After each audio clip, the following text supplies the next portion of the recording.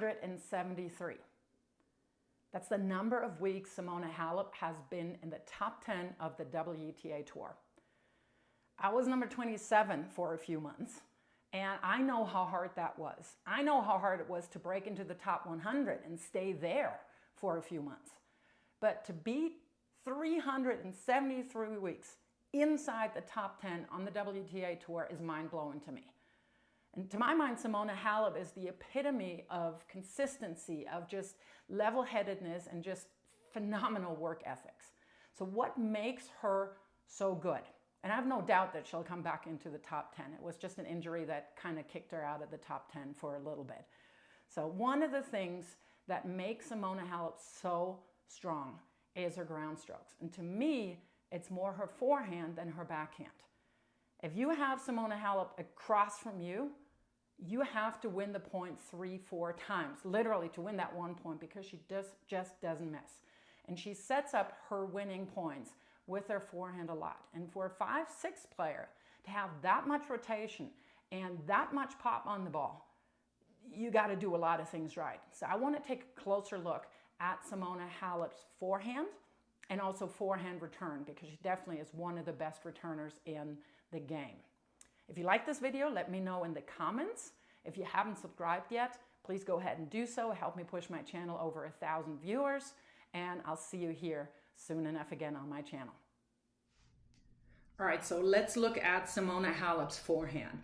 Simona Halep is not one of the bigger players on tour. She's actually one, to my mind, one of the smaller ones. She's 5'6", and what really to me is fantastic is how she's using her entire body to generate a whole lot of pop and a whole lot of topspin on her forehand.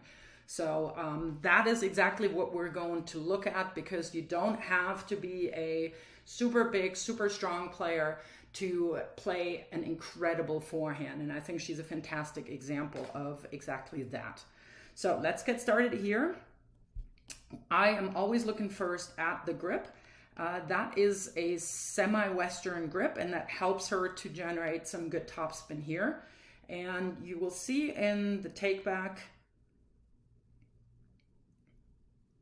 her hand on this ball here, and we'll see another one in a second, her hand on the take back stays between shoulder and hip. So that's a mark of a good take back there. You don't want to have too huge of a take back in terms of having that hand above your head here. And as she's taken back the racket, you see that the racket face here with which she's going to make contact is actually looking to us. So that is also one thing that you can do with the semi-Western grip. And then as she's taken the racket back, it's actually looking back to the back fence, and then it will look down to the ground, and it will come under the under the incoming ball. So you see that here, the ball's plane is about here, and her racket will come under the ball and then brush up. She's making contact here in front of her body and in front of her center of gravity. And then the follow through, you see that the wrist and the forearm there are rolling and rotating over the ball, and then she finishes with the racket face pointing to the outside. So that's her swing path, and the swing path is always, of course, dependent on what grip you have and also of what kind of ball you are getting. And to show that, let's look at the next ball that she's hitting here. Again, same, take back up to this point, and then pointing the racket face down to the ground right here. Contact point again out in front, but now see how she's brushing up steeper and she's finishing high over her left shoulder, because the incoming ball here, and you also see that by her looking down, the incoming ball was way deeper and have just doesn't come up quite as high, and she has to come under the ball and then brush up really to keep that ball in. So that is just the swing path. A couple of other things, and let's look at a lot more how she's using her entire body to generate a lot of power and a lot of spin. starting here with the unit turn. So that is the combination of her offhand, off arm, starting to bring her right hip and her right shoulder back so that her left arm is parallel or even a little behind the baseline here. If we see that, so this is the baseline here, and her left arm is parallel or even actually turned a little bit more. So that's a really, really good turn right here. And now we're seeing where the magic happens, right here. You see how she's having a semi-open stance, and here's the load happening. So this is her deepest turn. You see how low she's dropping, and her right hip, right shoulder, all the way back here.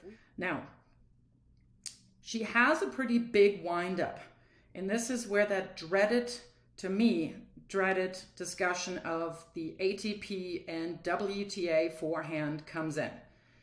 Does she have a big wind-up? Absolutely. But since she's not the tallest player, since she's not the biggest player, I bet you as a smaller girl, she had to have a bigger wind-up to generate power. And she's kept it into her pro years. She's been number one in the world. She's been in the top 10 for a number of years. So that tells me that she actually knows what she's doing.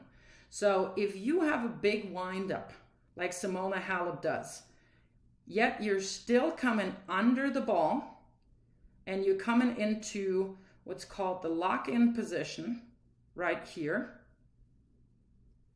meaning that the butt cap points to the incoming ball.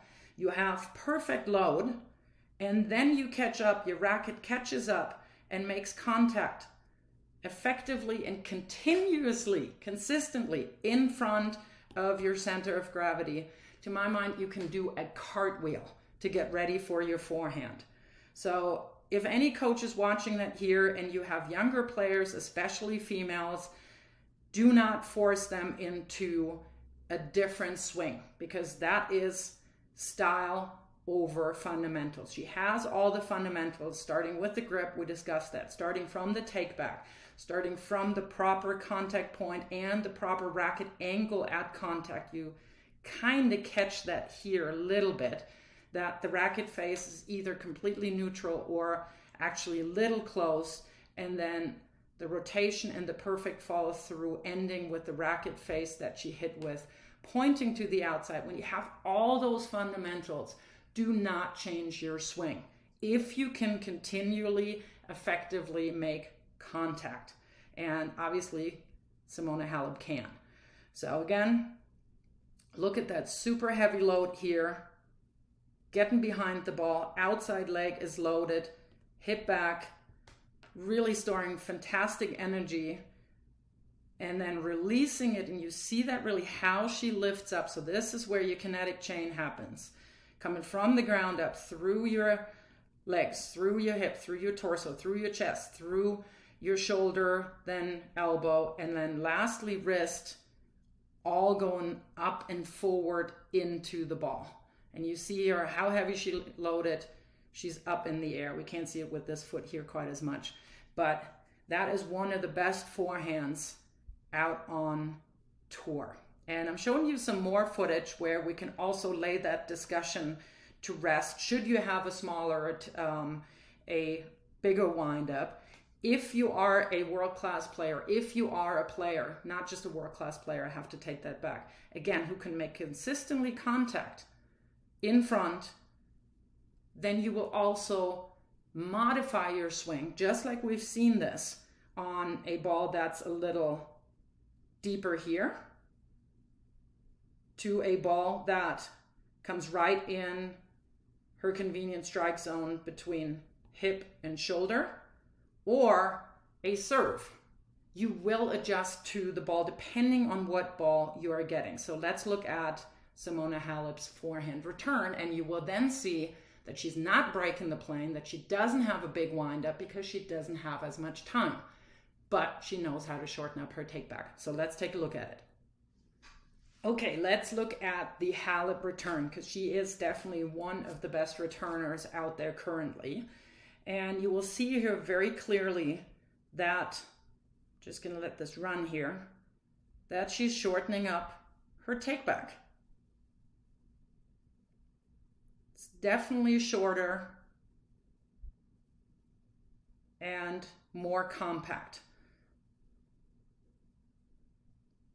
And I would say that she's not crossing the plane here. She might with the tip of the racket right back here, but there's definitely not as much of a take back. But what remains the same are the same fantastic fundamentals that every world-class player has.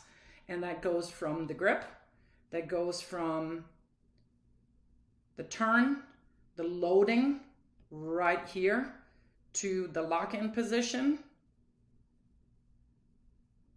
Probably happening right here. We're not seeing the ball yet, but it will come right into the frame here in a second. To complete balance, perfect contact point here between hip and shoulder and way out in front of her center of gravity, to the rotation here and finishing with the racket face pointing the other way. So those are the fundamentals that you really, really want to look at when you are working on your forehand.